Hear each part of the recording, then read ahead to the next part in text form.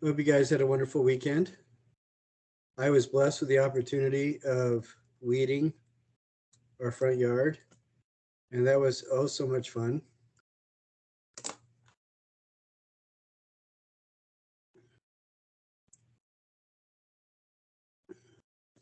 The module for this week is all about applying the tools of artistic critique. And I have had people record this before, but I thought it'd be better um, to have everybody just write about the experience. So applying the tools of artistic critique with an object in front of three different people. And I'll describe, or with three different objects in front of the same person, but I'll describe what that looks like in just a bit. How are things going so far with the modules you've been getting? Everybody going, everything coming along pretty well? All right, good. Next week, we're going to start, or the next module, we're going to start looking a little bit more in depth into actual art pieces. We did explore a couple of artists. Can anybody remember who my favorite artist in the whole world is? It was in the quiz. It was a girl person, and her name starts with a B.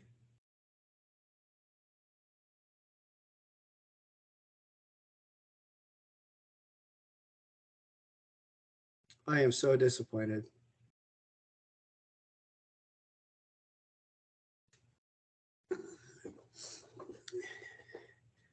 Now the final is going to be drawn from the quizzes, so hopefully you guys have a pretty good handle on the quizzes.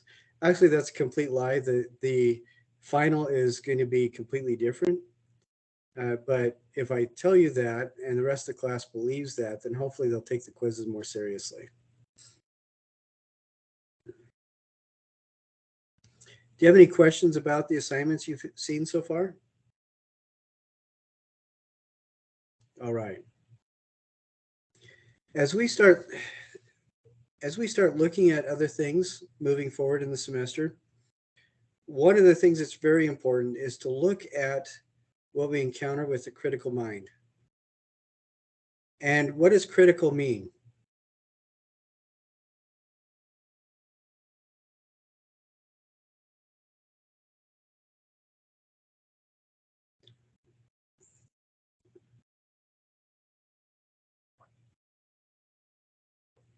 Who wants to take a stab at that first? What does critical mean?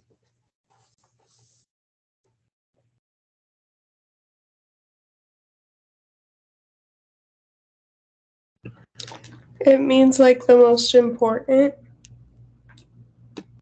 I think that's a really good point. It leads to the most important, and it helps you find the most important. What did I say was a good word that means that was good? Thank you, Nadine. What was the one word that I used that seemed to parallel, in my thinking, parallels critical?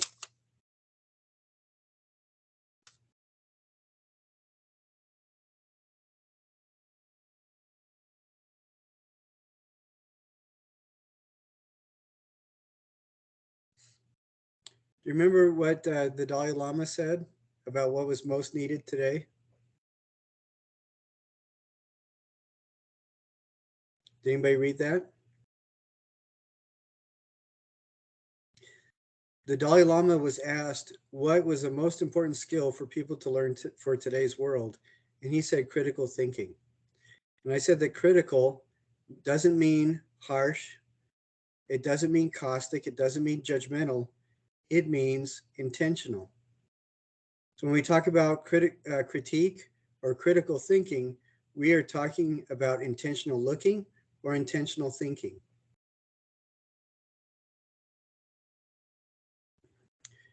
Have any of you ever read Sherlock Holmes? One of the things he was famous for having said was, other people look whereas I observe. And there is a difference. Looking can be rather passive. Observation, though, means that you're asking yourself questions and you're looking on purpose. So you're looking with a critical eye. So is critical or critique in this setting, does that mean anything negative? No. No, absolutely not. In fact, when we look at things with a critical eye, it helps first for the thing to stick out in our mind more so we can remember it better. But second, it may very well help us to appreciate it more because we start to see things that we didn't notice there being there before. There is a story, I don't know how true it is. I've been trying to find the reference, and what I've been finding is references where other people have spoken about it in their presentations. So no direct references yet. But the story is, when the 3 ships that Columbus was ushering along first sighted land, does anybody know about how long it took to make landfall after they first sighted land? About 3 days. So it took them a while to get there.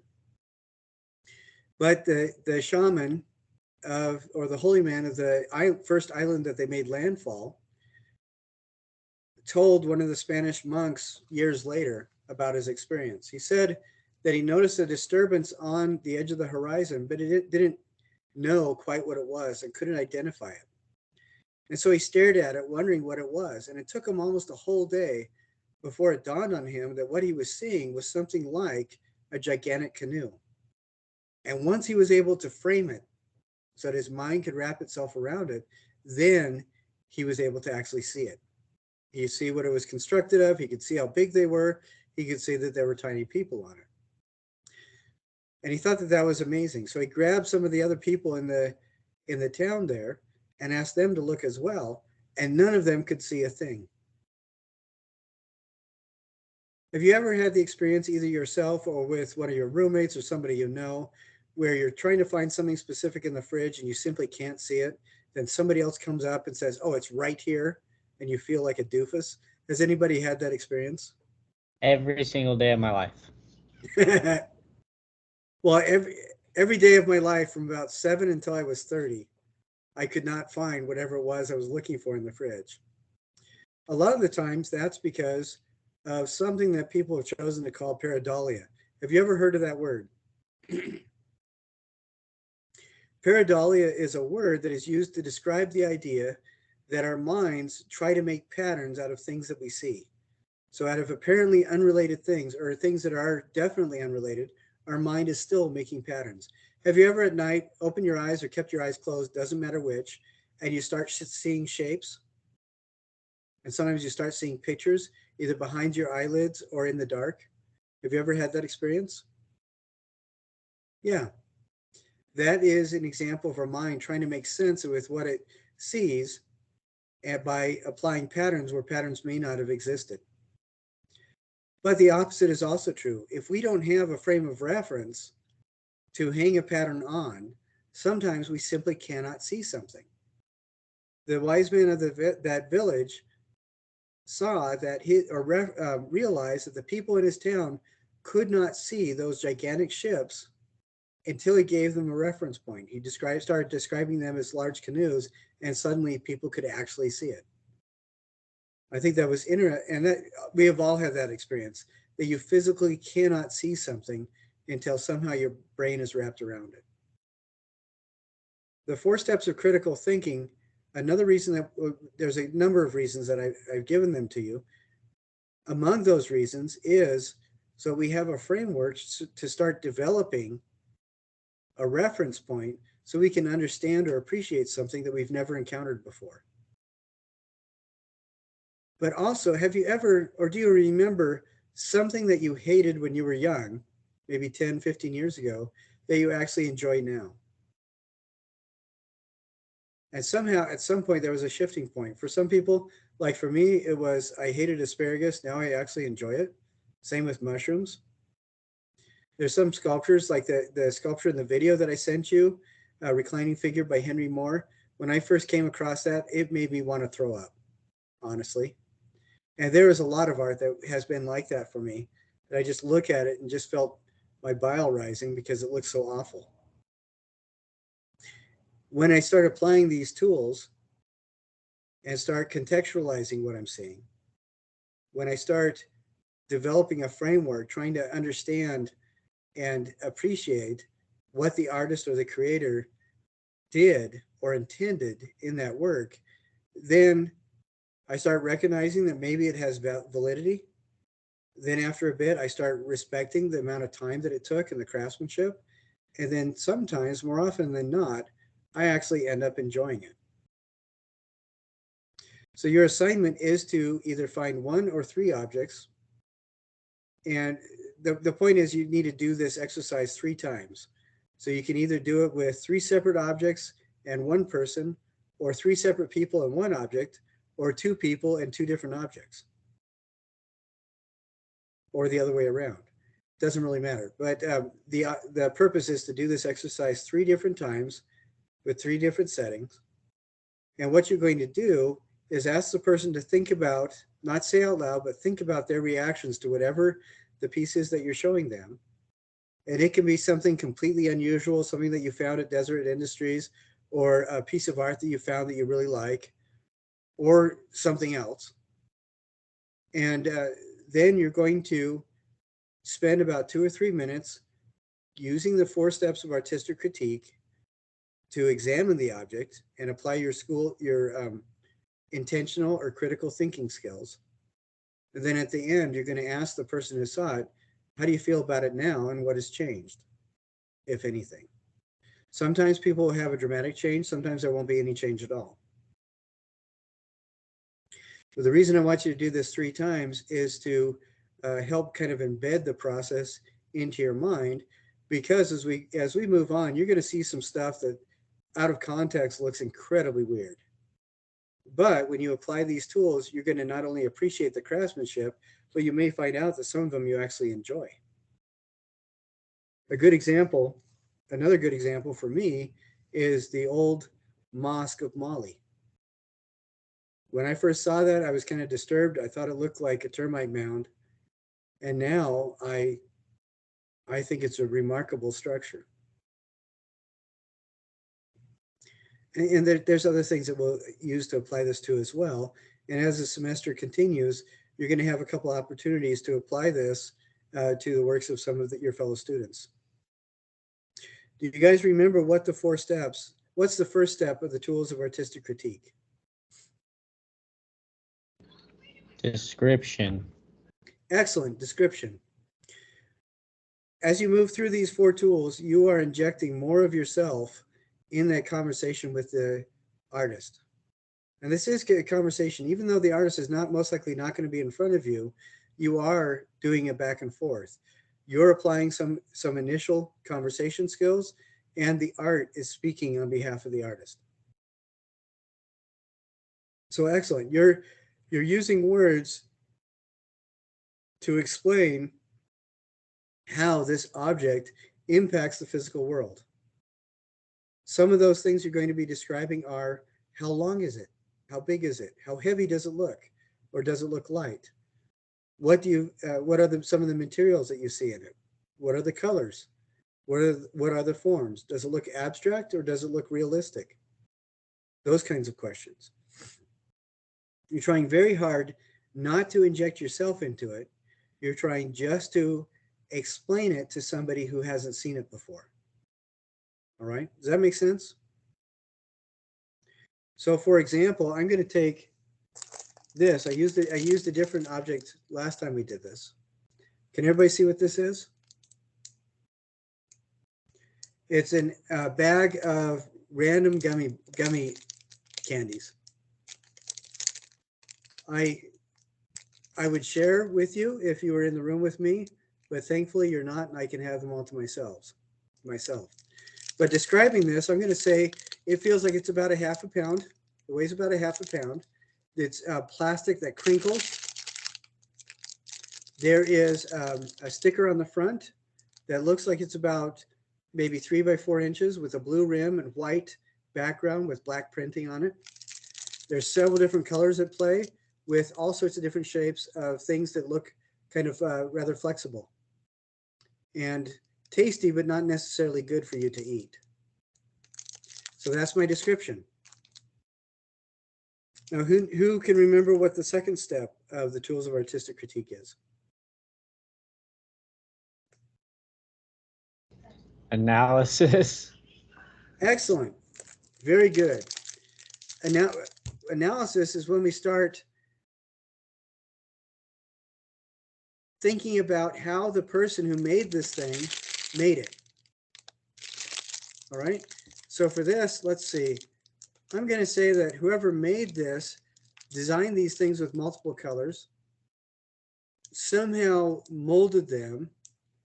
I don't know what kind of mold it was, but I'm guessing that the material is kind of gelatinous and gooey with a lot of sugar in it. And it looks like they kind of did a little bit of injection molding, because some of these are fully 3D, realized in 3D, and some of them look like they were almost like cake molds that something was poured into. It looks to me like the plastic bag itself started off as a flat sheet of plastic that was folded and then maybe glued together at the bottom. And it looks like the sticker was printed on a printer of some sort and then applied to the bag when it was still flat with glue. Okay, so do you see the difference between description and analysis? What's the biggest difference between description and analysis? Tavia or Nadine? I think that like analysis is like how it was, like how, and then description is more like what, I guess. Yeah. Excellent. Very good. Very nicely put. I think that is very concise, and that's exactly what the difference is. Now, can anybody guess what the third step is going to be? So first, we tried not to inject any of ourselves into the description. Second, we've injected a little bit of ourselves into the description because we're trying to guess how the object was made, what processes were used. And now the third step, we're going to inject even more of ourselves into the situation. What is that third step? Can anybody remember? Interpretation. Excellent. Very good. Now in interpretation, Tavia said the first was what, the second was how, and interpretation is going to be why. Why did the artist do this? Or why did the creator do this? Why did they put it together? I'm looking at this, I'm thinking that the why of this, first, it's going to be a completely useless food stuff designed for easy consumption and attractiveness to the casual consumer.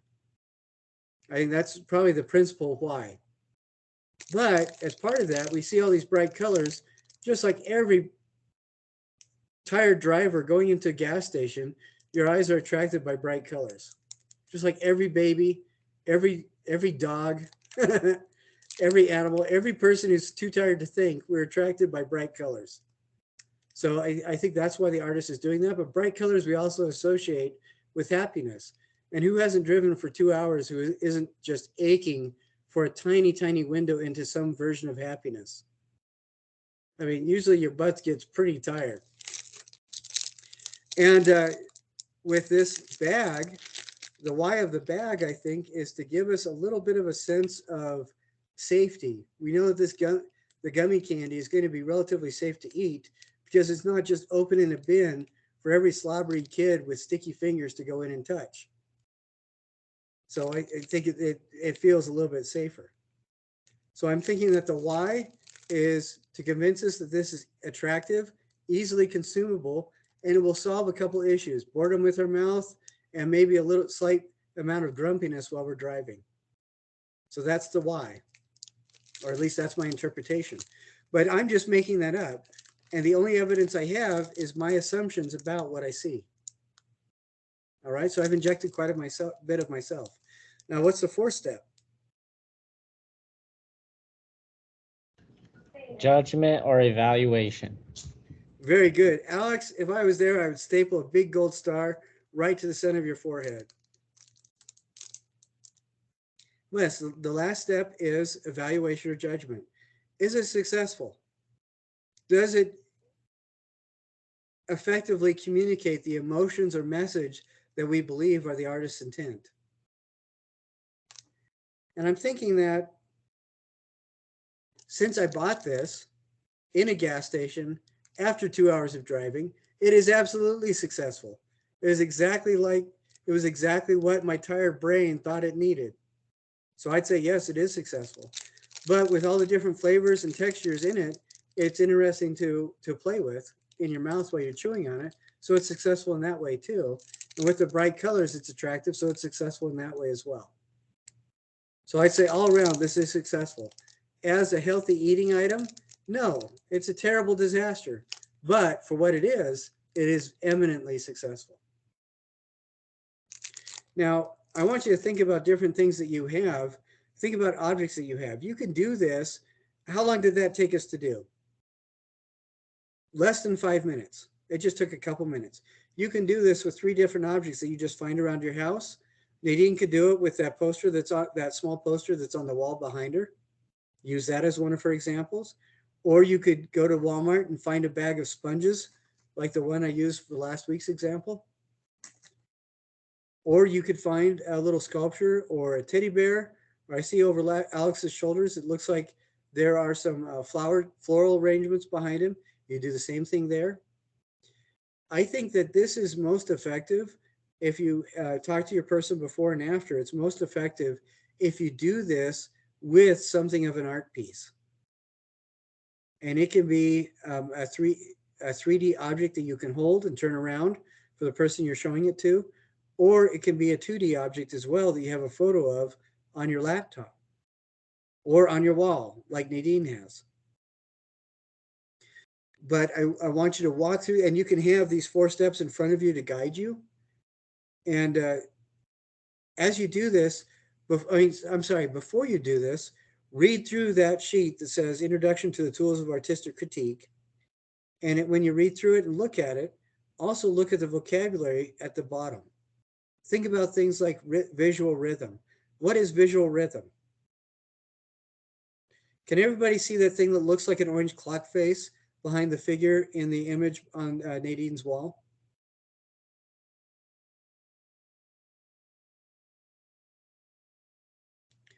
Right, see that?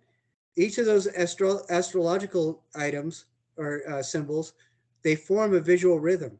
Nadine, can you hold that up again?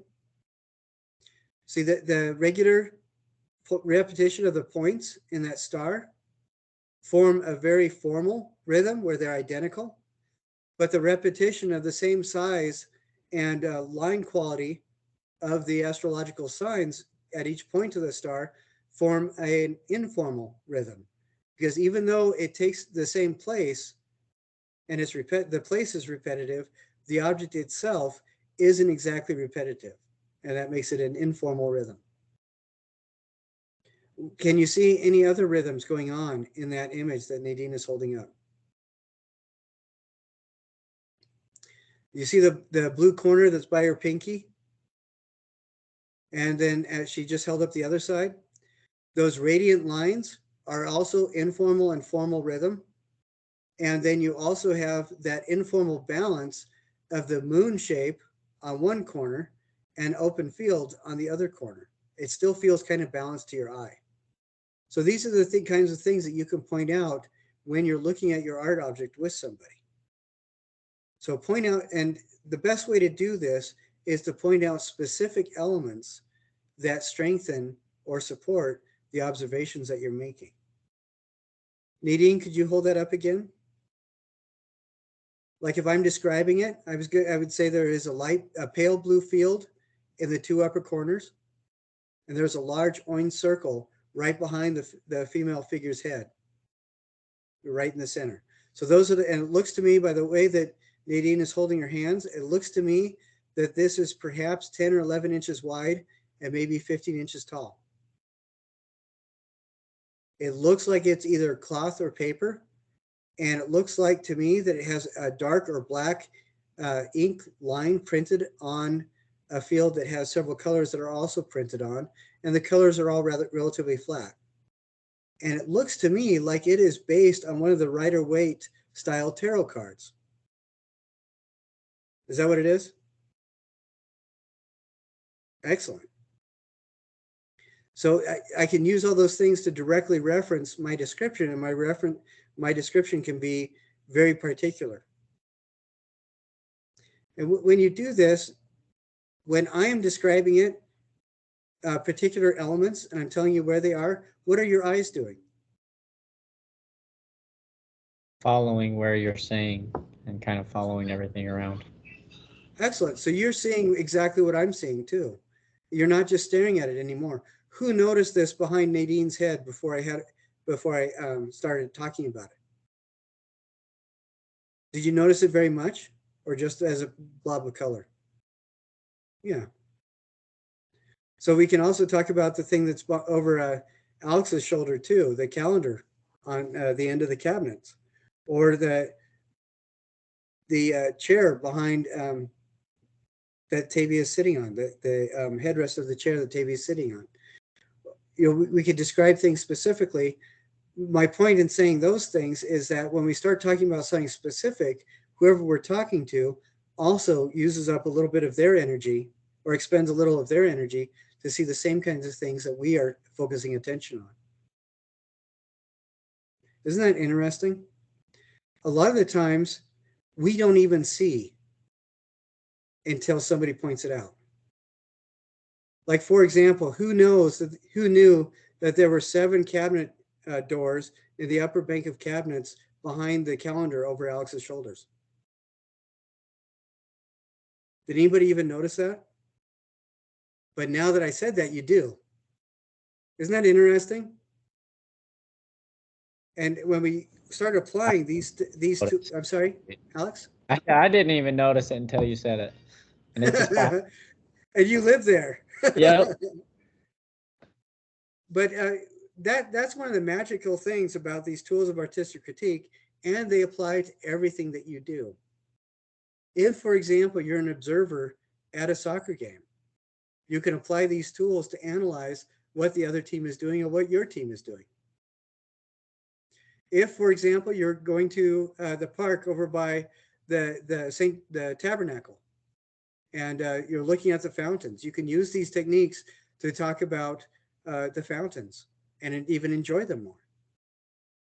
Or what are some of the other classes you guys are taking? Nadine, what's your least favorite class? And you can't say art. Bio 1610, it's not my least favorite, but it's like my hardest. Okay. When you're studying biology, you can use these kinds of techniques to examine the processes that you're learning about. Because you can look at the process as just a list of steps, then how the steps interact with each other, and then why the steps are in that order and why they have the effect on each other that they do. And that helps to ingrain that a little bit more. How about you, Tavia? What's your least favorite class other than art? Probably psych. You can do the same kind of thing, especially if you're evaluating a subject or if you're evaluating an experiment and how effective it is. This is you use the same kind of principles where you describe what the thing is, what the event is, what the situation is. Then you talk about how everything relates to each other. And then you talk about why the things that are going on are going on. Isn't it interesting? Can you see how that can relate to any class that you're taking or anything that you see or do? That's interesting, isn't it? What we're doing right now is examining intentional thinking, or we're practicing critical thinking. Isn't it interesting? I'm going to introduce another word too. As we think about the process of critical thinking, what we are doing is exercising our metacognition. Meta means essentially big picture. So we are talking about the process of thinking. That shows that all 4 of us are super, super smart. Isn't it exciting? But what I want you to do is, for this exercise, for this project, you're going to apply these 4 steps to something in front of somebody. And you're going to ask them to think about it beforehand, think about the object beforehand, and not tell you what they're thinking. But after you go through these 4 steps, you're going to ask them to relate what are they thinking now and how, if it's different than how they first interacted with the object. Okay. And I think, and you can even point out to them some of the things that you know they gathered, even though they aren't articulating it directly. Like, for example, all of a sudden we know that that star behind the Virgo actually had 12 points to it.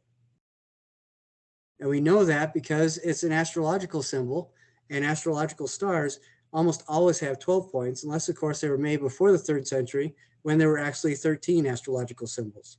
Did you guys know that? The 13th was Ophiuchus, or it was a serpent around the staff. But anyways, enough of that. Do you guys have any questions about what we talked about? Was this of value to you? Excellent. Very good. All right. Well, that is all I have today. That is all I wanted to talk about. And one thing that I've learned is if I just mark you down as attending, then it still shows up as an assignment you have to complete on your Canvas. And so what I'll do after this session is over the next couple hours when I set this recording up in YouTube so you can come back to it, what I need to do is go in and take your names off of the assignment list. So this should not show up as an assignment for you to accomplish. Would you please let me know if it still does show up as an assignment tomorrow morning? Would you let me know? Because I'm trying to work out the kinks on that. So everybody who actually attends gets credit for attending without having to do anything else. Okay. All right. Well, I'm all done. If you guys don't have any questions, then you can rest for the rest of your weekend, aside from doing all your grueling schoolwork in biology and psych. Thank you. All right. Thank you, guys. Thank you, Alex, Nadine, and Tavia. Thanks for coming tonight. We'll see you guys.